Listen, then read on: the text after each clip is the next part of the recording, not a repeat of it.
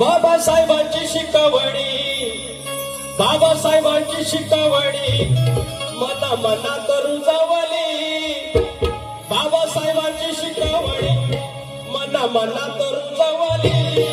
एका मराठी तरुणानं अख्खी दिल्ली गाजवली.